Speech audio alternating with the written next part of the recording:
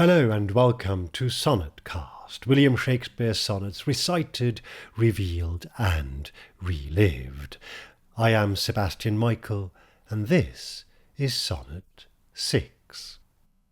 Then let not winter's ragged hand deface in thee thy summer ere thou be distilled. Make sweet some vial, treasure thou some place with beauty's treasure ere it be self-killed. That use is not forbidden usury, which happies those that pay the willing loan. That's for thyself to breed another thee, or 10 times happier be it 10 for 1. 10 times thyself were happier than thou art. If 10 of thine 10 times refigured thee, then what could death do if thou shouldst depart, leaving thee living in posterity? Be not self-willed, for thou art much too fair to be death's conquest and make worms thine heir. Sonnet 6 continues the argument set up by Sonnet 5, and so the two really have to be taken together, as I said in the last episode on Sonnet 5, and we will do that in a moment. We will actually hear them one after the other, as they belong, as two sonnets making one argument. But before we do so, in order to get the understanding that we want, let's have a look first at what it actually means. Then let not winter's ragged hand deface in thee thy summer ere thou be distilled. Everything having been said in Sonnet 5 being the case, then, so therefore, do not allow the ragged hand of winter make your summer, and therefore by extension you, ugly before you yourself have been distilled, just like one of the flowers talked about in Sonnet 5. Deface is a strong and immensely gratifying word to use here, because not only does it reference the young man's beautiful face, of course, of which we have heard quite a lot now in several of these sonnets and will again shortly, but it also suggests something of a quite deliberate destruction. Defacing is something that happens deliberately by this winter, and this winter, in the quarto edition on this occasion not capitalized, is not a pleasant character, and being the season of impoverishment when, as we have seen, nothing blooms and everything is barren and bare, it would be clothed in rags. But ragged here also has a meaning more akin to rugged, so winter's hand may be imagined as wiry, grubby, but strong and really quite rough. Make sweet some vial, treasure thou some place with beauty's treasure ere it be self-killed. And here is how it's done.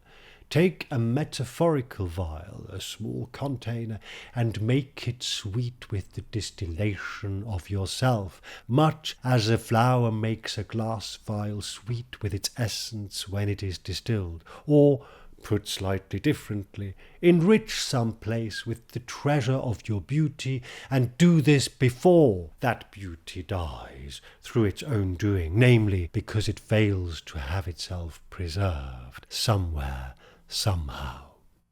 The metaphorical vial into which a beautiful young man can put his distillation is, of course, a woman, or, depending a bit on how graphically we want to imagine this, a woman's womb, and we have noted before the sexual overtones of the word treasure in these early sonnets. William Shakespeare comes remarkably close to telling the young man not only to produce a child, but also how that is generally done. That use is not forbidden usury. We've also noted in Sonnet 4 that the idea of usury, the lending of money against interest, specifically against extortionate high interest, is considered sinful in Shakespeare's day, and until very recently at that time also outlawed. In fact, it is made legal in 1571 under Elizabeth I, and so approximately 20 years or so before Shakespeare writes this particular sonnet. we assume, so long as reasonable interest is charged. And like many of his contemporaries, Shakespeare still has a highly conflicted attitude to it. Here he picks up on this again, and by implication on the suggestion made in Sonnet 4 that nature's bequest gives nothing but doth lend, and says that using your treasure to lend it to somebody is not unlawful, which happies those that pay the willing loan, if it makes those happy who pay the willing loan. In this case, the person or people paying the loan is or are either the woman who takes on the young man's beauty and pays it back with the happy arrival of beautiful children, or one beautiful child at the very least, or it is the children themselves, or quite possibly both. The idea principally is that if you are happy to take on a loan and both able and pleased to pay it back with a fair interest, then the person lending to you is not committing a sin. A loan is only problematic if the person who has to take it on does so against their will, because they are in such dire straits that they have no choice and are therefore prone to exploitation. But, as we also already know from Sonnet 3, no woman in the world would disdain the young man's husbandry. So the prospective mother's willingness, and in fact pleasure, at accepting this loan is taken as read. And how wonderful a word happies is. It happies those that read it. And it seems incomprehensible to me that we don't use to happy as a transitive verb today. It happies me to think that we can change this by introducing it back into our everyday language. That's for thyself to breed another thee. This loan that we are talking about is, of course, not a monetary loan. It is a metaphor for what really needs to happen. You have to breed another thee, namely a son, or 10 times happier, be it 10 for 1. Or much better still, 10 children. The happiness that ensues from making this loan will be tenfold if, rather than just one son, you have 10 children. Interesting side note here on interest, the legal rate that could be charged in Elizabethan England was 10%, 1 in 10. Shakespeare is clearly punning on this quite elaborately, and what most credit card companies charge you today in interest would be considered outrageous, immoral, and sinful usury in Shakespeare's day. 10 times thyself were happier than thou art. If you are one person and you are happy, then 10 people who are just like you, because they are your children, will increase the level of happiness in the world tenfold. And possibly also you, by having a large family, will be 10 times happier than you are now. If 10 of thine 10 times refigured thee. This would be the case if 10 of your children made 10 copies, one each of yourself. Refigured, though, can also apply forward to mean if 10 of your children made another 10 children each, who are themselves second copies of you. We are reminded of the abundance that Shakespeare referred to in Sonnets 1 and 4. By having children, not only the young man's beauty, but also the happiness that he brings with his beauty will be prodigiously multiplied. And the playfulness of this whole passage has another facet to it. This part of the sentence sits applicable to both what went before and what comes next. You can say 10 of you would make you happier than you are if 10 of you represented or indeed made 10 copies of you. But it can also be read as a new thought. If 10 children of yours either 10 times represented you or indeed made 10 versions each of you on top, then what could death do if thou shouldst depart, leaving thee living in posterity? Then what power would death have over you if you should die, leaving behind the essence of yourself in your children for generations to come? The conditional form here applies to the possibility of the young man having such offspring, not the incidence of his death. Shakespeare is quite clear that death is an absolute certainty. Elsewhere he makes this obvious. So we might expect him to say something like, "What can death do when thou shalt depart?" But that is taken as read. What is open to potentially diverging outcomes is whether or not the young man will by then have left behind the children that allow him to continue living in posterity. Be not self-willed, for thou art much too fair to be death's conquest and make worms thine heir. Don't be headstrong and obstinate and egotistical in your continued refusal to do as I suggest and have children, because you are much too beautiful to allow death to conquer you and to let the worms that will eat your body when you are buried to be the only beneficiaries of your thus much impoverished legacy. So let's hear these two sonnets together now, as they should be heard.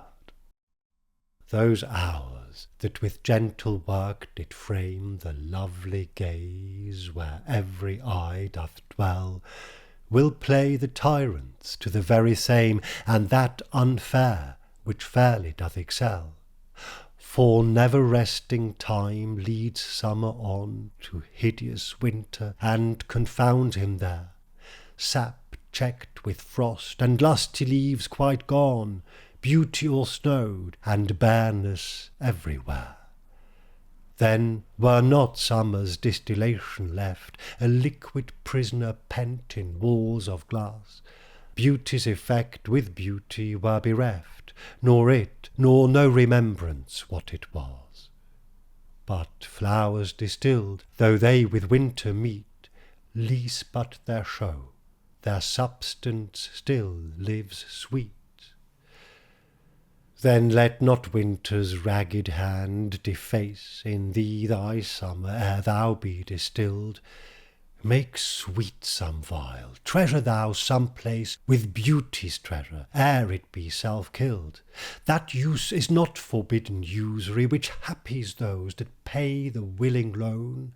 That's for thyself to breed another thee, or 10 times happier, be it 10 for 1.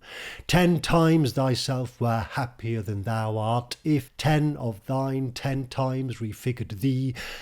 Then what could death do if thou shouldst depart, leaving thee living in posterity? Be not self-willed, for thou art much too fair to be death's conquest and make worms thine heir.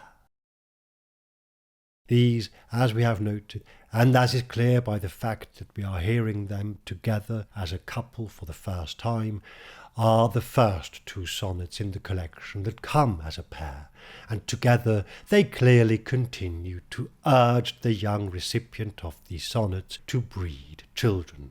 But there are 2 or 3 elements that are really quite noteworthy about them, apart from the fact that they come as a couple, which is in itself actually, of course, quite interesting. Shakespeare breaks the standard convention of the sonnet as a self-contained unit in which an argument is set up, explored and concluded, and creates a bigger arc that spans over twice as many lines, giving him correspondingly much more scope for his elaboration.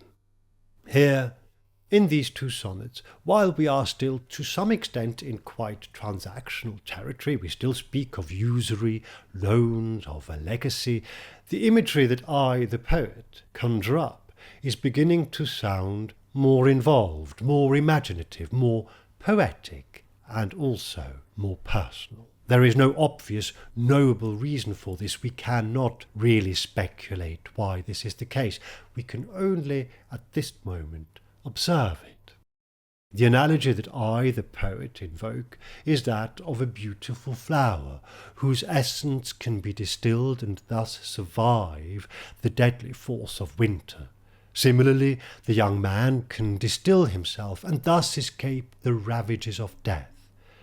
The analogy, as happens now and then in Shakespeare, doesn't strictly work, because the distillation of a rose, for example, in a rose water or perfume, will only last as long as that substance is preserved, and once it's used up, it is then gone.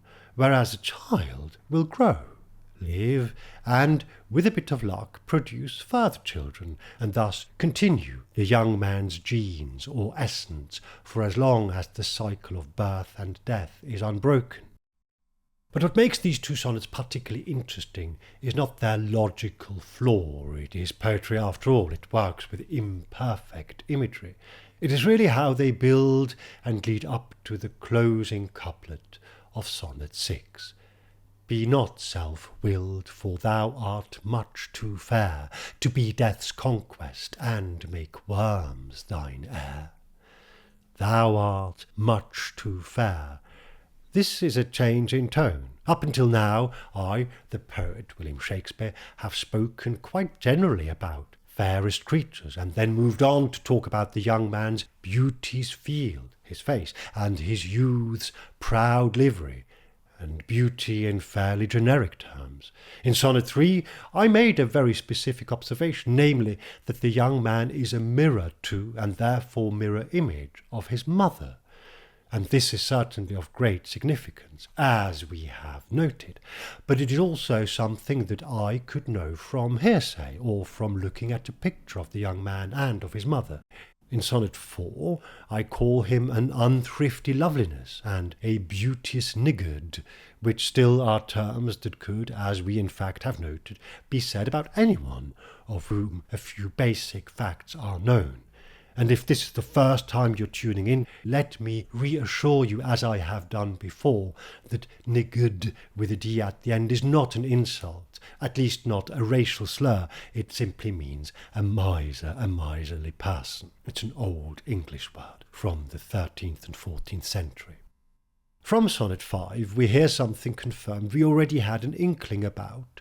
The young man's youth's proud livery was so gazed on now in Sonnet 2, and here in 5 we learn that every eye doth dwell on the lovely gaze of the young man, here meaning his face. He is generally seen as beautiful. Now, in Sonnet 6, I, the poet, say to the young man, thou art much too fair. And that's a subtle but noteworthy shift in tone. It's really the first time that I express an opinion that sounds as if it is mine own. A bit of distance has evaporated. I make an observation that could quite conceivably still be taken from a picture or imagined from hearsay, but it sounds more subjective than anything we've heard before. And as with most of these early nuances that we may note, we don't know if they mean anything. We don't know if they are intentional. We simply are able to register them. And we get another little nugget in the exact same line, be not self-willed. Now, it is entirely possible that no pun whatsoever is here intended. Also, the quarto edition spells this self-willed, W-I-L-D, almost as self-wild. And so, if this is how Shakespeare penned it, and not just how it is typeset, it may in fact pun on something entirely different. As we know, though, spelling and typesetting are so inconsistent in Shakespeare's day as to be almost random, and furthermore, when looking at literary works like these, there is always a temptation to perhaps read more into lines than is actually there, to construct a narrative that suits us as the listeners or readers, but that never even crossed the writer's mind. Still, William Shakespeare, Will Shakespeare, is a keen and proficient deployer of puns, not least on his name. There will be plenty occasions when, without doubt, he puts his name into his sonnets. Does he do so here? We don't know. Yet it is interesting that just as we sense that there is a subjective tone entering his writing for the young man here with this emphatic, thou art much too fair, we also get the potential, I emphasize, potential self-reference of a highly, intricately skilled wordsmith. Coincidence? Possibly. Overthinking the matter? Not so much. Shakespeare composes these sonnets extremely carefully, and multiple layers are part of his panache. A hint that something may have shifted slightly in the relationship between the poet and the recipient of the poem. Very slightly, I would say, but quite conceivably, yes. And of course, there will be more nuggets like these for us to find, and so I hope you will join me again next time on Sonnetcast as we recite, reveal and relive the sonnets of William Shakespeare.